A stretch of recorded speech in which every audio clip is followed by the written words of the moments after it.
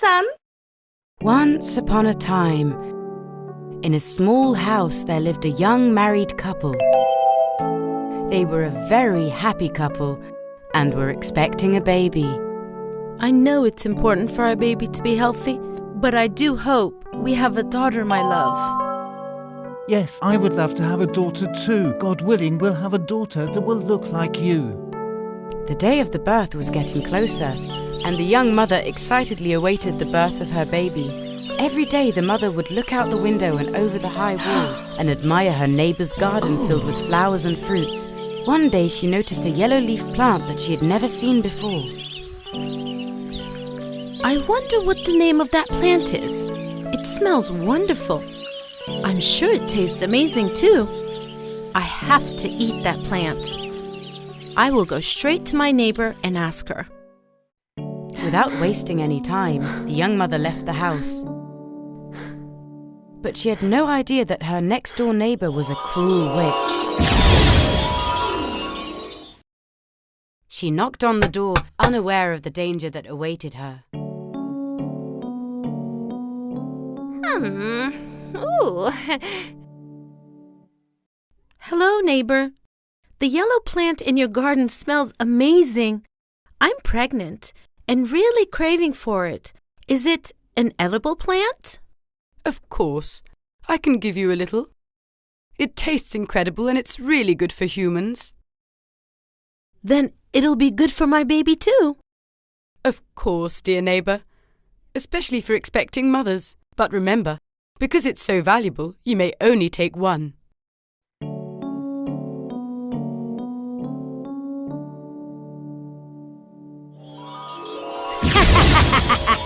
Everything is going just as I planned. The young woman finished eating the piece she had taken as soon as she got home, but she wanted to eat more. Bring me more. If I don't eat it, I can't have this baby. Don't worry. I'll do everything I can to bring you more of that yellow plant. As night fell and it got dark, the helpless husband climbed over the tall wall and took the plant that his wife wanted. This went on for some time. Every night, the young man secretly entered the garden, but he was uneasy about entering his neighbour's garden without permission. The bad witch had actually grown this plant to set up a trap to them. She knew that her neighbour was expecting a baby and that she would definitely crave for this with its smell. She had her eye on the baby for a long time. She was going to take the baby one way or another. One evening, as the man entered the garden again, the witch caught him red-handed. She now had the appearance of a witch.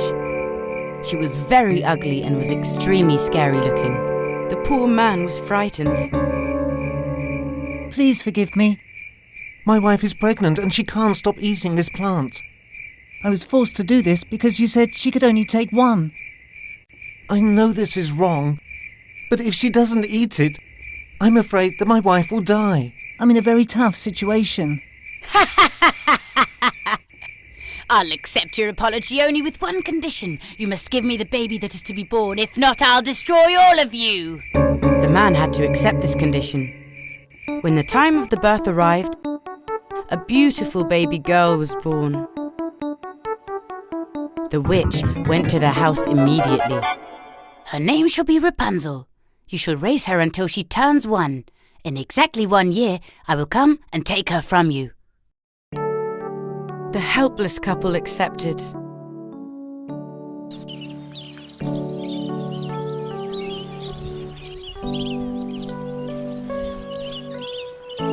When Rapunzel turned 1, the witch came and took the crying baby away from her mother and father and locked up the baby in a tower in the middle of the forest. She was going to raise the baby there. Many years passed. Rapunzel was now a beautiful young girl. As she had never cut her hair, it was several meters long. Her hair was golden blonde. She had deep green eyes. Whenever the witch went to the tower, she would call out to her. My dear blonde-haired girl, I'm here. Let your hair down. Rapunzel would throw her long braid down, and the witch would climb up to the tower using her hair. Rapunzel thought that the witch was her mother. As she had never seen anyone else other than the witch until now, Rapunzel thought that she and her mother were the only ones in this world. She had a wonderful voice. She sang all day long until nightfall. Her voice echoed across the forest, and all the birds would fly to the window to listen to her. Birds were her only friends. One day, a prince was wandering around the forest. When he heard Rapunzel singing, he wondered where this marvelous sound was coming from. As he followed the direction of the sound, he approached the tower and realized the voice was coming from there. I must meet the girl with this amazing voice. I wonder how I can go up this tower. As he desperately walked round and round the tower, he suddenly saw a witch calling to the top of the tower. He hid behind a tree at once and watched. My dear blonde-haired girl, I'm here. Let your hair down. Rapunzel let down her braided hair, and the witch climbed up to the tower. I found how to go up the tower. Having waited for the witch to leave, the prince now called out to the tower, impersonating the voice of the witch. My girl, please let down your beautiful blonde hair again. I forgot something up there. I'm letting it down right away, Mother. With one swift move, she let down her hair again. The prince climbed up the tower using her hair and met Rapunzel. It was the first time in her life that the beautiful girl was seeing another person. Ah! Who are you? Why are you here? Where is my mother? There's no need to be afraid. I'm the prince of this country. Your wonderful voice brought me here. To come up here, I had to impersonate your mother's voice. Rapunzel, who at first was very frightened, slowly realized that he wasn't a bad person. The prince was already charmed by her beauty. Days and months passed by. The prince was coming to the tower every day. When they spent time together, they didn't realize how fast the time passed. Then he finally proposed to Rapunzel. Rapunzel, I want to live with you for the rest of my life. Will you marry me? Of course I'll marry you. I must now return to the palace. I will try and find a solution to get you out of here at once. Rapunzel was very excited that she would finally see the outside world once she married the prince. She was so bored of living alone in the tower for all those years. He held Rapunzel's hair and headed down the tower. Unfortunately, the witch was there too and saw the prince. She immediately understood what was going on. She raged with anger. As Rapunzel was pulling her hair back up again, the witch held onto it and climbed up. She was so annoyed and furious. What's going on? Who's that just left? I've been hiding you up here to protect you from evil, but you've been talking to strangers and making friends with them. He's the prince of this country. He asked for my hand in marriage, and I accepted. I'm so happy, Mother. I was waiting for you to come and tell you all about it. What? What nonsense is this? I'll show you. The witch was so angry that with a pair of scissors she cut Rapunzel's long hair short as can be. And with her magic, she then sent her to a very faraway country. When the prince arrived at the tower the next day, he had no idea that the witch was waiting for him in the tower. Hi, Rapunzel. I'm here. Let down your hair, please.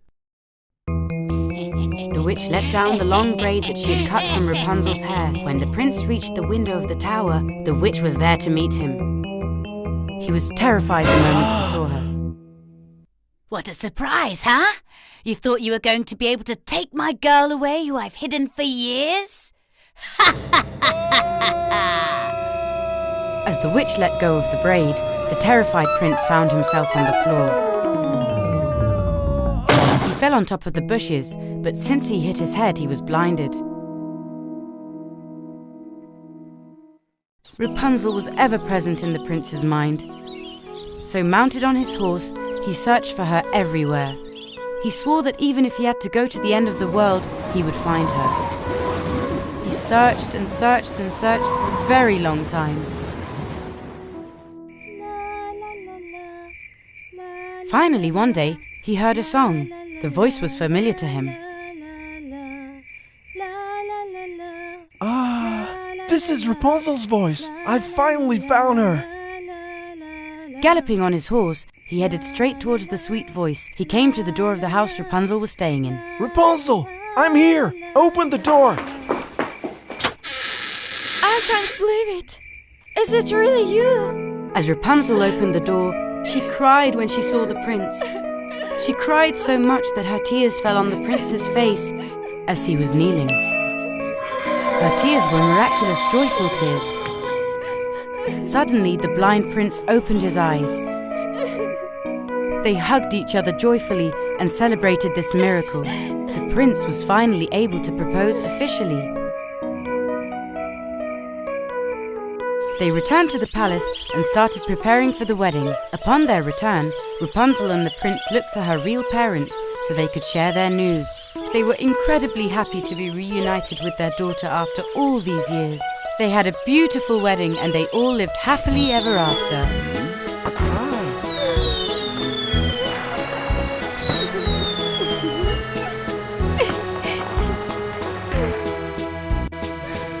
Hey guys! Subscribe to our channel Kanka-san and watch the most popular fairy tales, cartoons, and nursery rhymes. Don't forget to click the bell for notifications.